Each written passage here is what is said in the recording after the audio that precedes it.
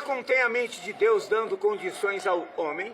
Os seus preceitos são justos, suas histórias verdadeiríssimas, as decisões da mesma é imutável. Lendo ela lentamente, a oração, você se torna santo. Quem pratica o que ela ensina é sábio. Por quê?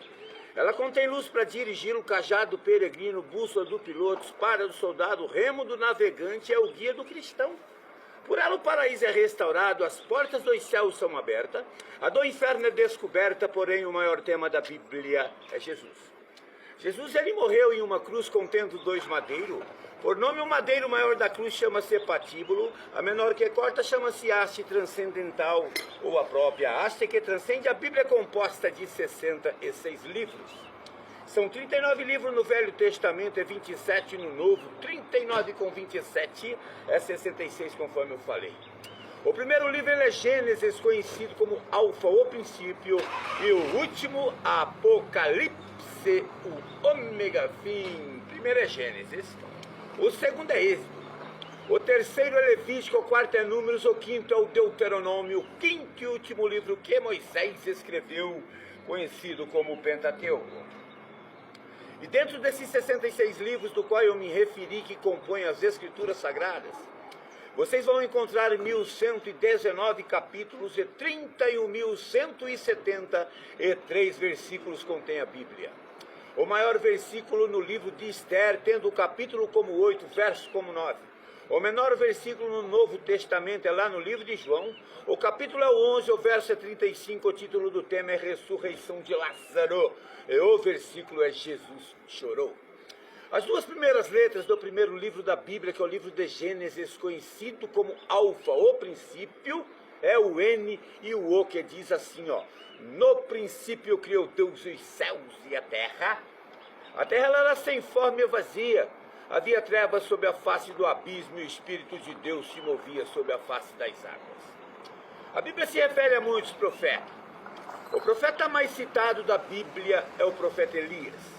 A última vez que a Bíblia se refere sobre o profeta Elias no Velho Testamento se encontra no último livro do Velho Testamento, que é Malaquias, no último capítulo, que é o 4, no penúltimo versículo, que é o 5, dizendo assim, ó: eis que eu vos envio o profeta Elias, antes que venha o dia terrível e tremendo do Senhor.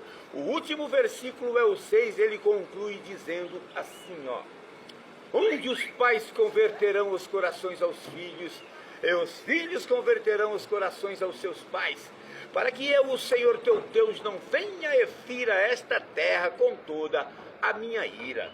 A Bíblia também se refere a um homem por nome Enoque.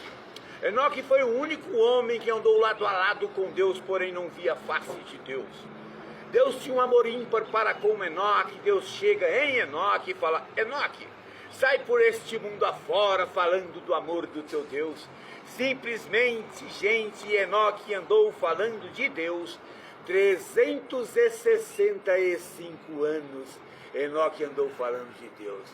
E Enoque é o único ser que não passou pelo processo morrer. Ele foi levado vivo pelo próprio Deus lá para o céu.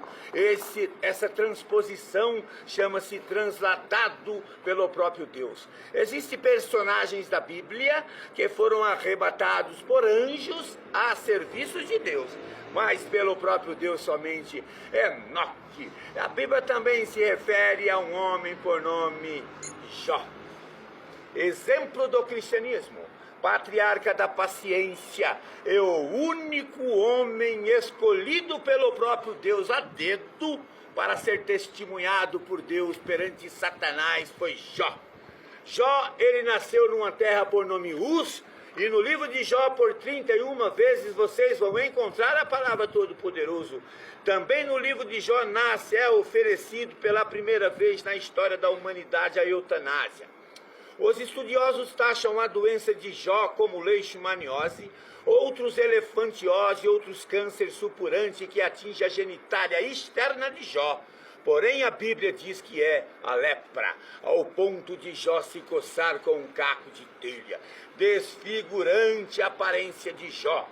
Jó, ele raspa sua cabeça, rasgando o seu manto. Ele lança-se nu sobre o pó da terra, com o rosto tornou pó da terra, e o corpo também. Creio eu para sentir o frescor da terra pelas chagas que havia em seu corpo, mas em nenhum instante Jó blasfema de Deus nesta prova. Jó não blasfema de Deus, ele amaldiçoa o dia do seu natalício, o dia do seu nascimento, mas blasfemar perante Deus, contra Deus, jamais Jó fez isso.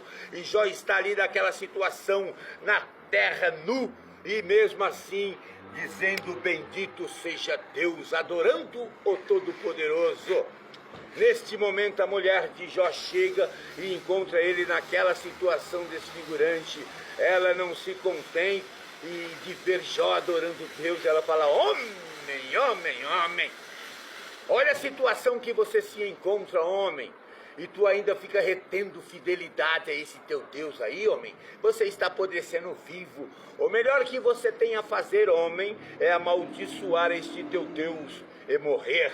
Ela acaba de oferecer a ele a eutanásia. A Bíblia diz que Jó, com um sacrifício imenso, olha para ela e diz: mulher, mulher, mulher, como uma louca fala tu, mulher. Eu vim nu do ventre de minha mãe, e nu eu tornarei para lá. Eu vim do pó, para o próprio pó eu vou tornar. Mas tem um detalhe, mulher: de tudo isso que eu estou passando, a Bíblia diz que Jó aponta para o céu e diz essas palavras: